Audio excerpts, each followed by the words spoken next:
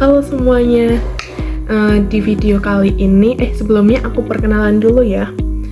Perkenalkan, aku Najwa Fiantika Triana dengan NIM 24041400064. Oke, video ini untuk memenuhi tugas literasi digital dan kemanusiaan. Oke, pada di video kali ini aku mau bahas tentang satu fenomena digital yang pasti kita semua sering banget alamin nih. Apa itu? Yaitu FOMO atau Fear of Missing Out. Hal ini menurut aku bukan sekedar rasa iri atau kepo, tapi ada dampak yang lumayan serius bagi kita, tapi seringnya kita biarin. Oke, mengapa topik FOMO ini perlu banget dibahas? Karena sekarang hidup kita aja tuh bener-bener nempel banget di media sosial. Setiap scroll ada aja hal yang bikin kita merasa kok aku sering dikit ketinggalan ya dalam hal apapun. Ada yang jalan-jalan, ada yang dapat prestasi, ada yang nongkrong tiap hari. Padahal itu cuman highlight mereka di media sosial aja. Tapi otak kita langsung ngerasa hidup kita kok kurang seru ya. Makanya FOMO ini sangat relevan untuk dibahas karena sangat berpengaruh cara kita melihat diri sendiri dan diri hidup kita. Oke. Untuk kasus nyata yang yang pernah aku alamin, yaitu aku pribadi pernah banget nih ngalamin FOMO, yaitu waktu libur semester kemarin.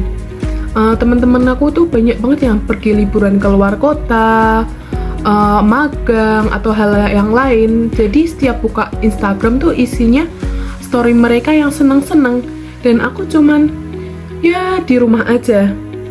Padahal sebenarnya aku fan aja sih ya, tapi setelah lihat story mereka terus-terusan, tiba-tiba muncul kok kayak perasaan, loh kok aku cuman gini-gini doang, aku nggak mengapa-ngapain selama liburan. Nah, itu dia contoh kecil tapi efeknya nyata banget.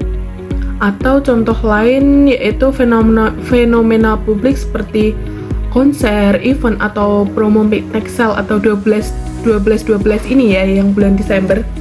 Banyak orang yang ikut tuh cuman karena takut dibilang nggak update atau bukan karena benar-benar butuh. Oke, selanjutnya aku mau bahas tentang dampak FOMO bagi masyarakat. Dampak FOMO itu luas banget.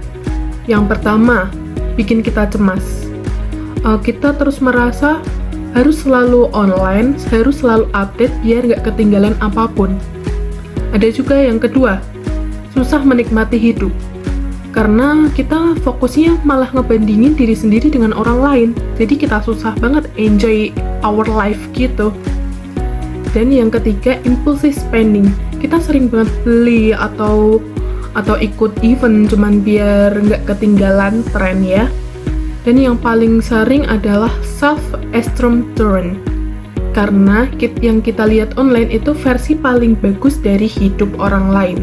Jadi bagaimana sih cara kita menghadapi atau solusi kita dalam etika digital ini untuk menghadapi FOMO ya? Oke, aku punya beberapa solusi nih yang menurut aku realistis dan bisa kita coba. Yang pertama, kita perlu banget batasi screen time, terutama pas lagi overthinking.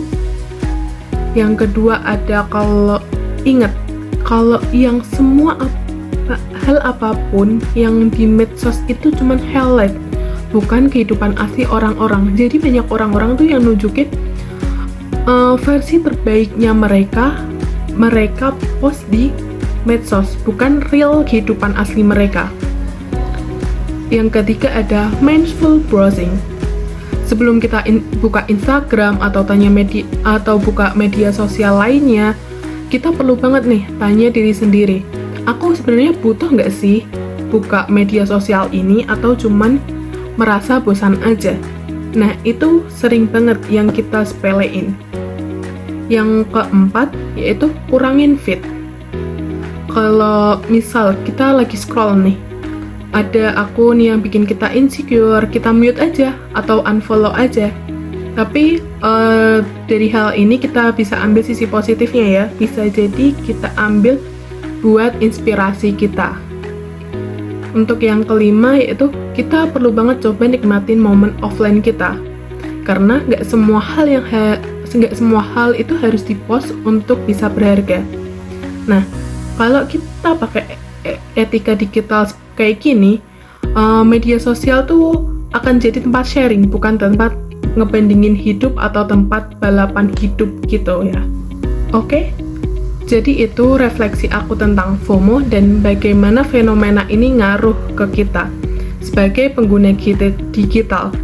Semoga setelah nonton video ini kita bisa lebih sadar dan lebih sayang dengan hidup kita sendiri.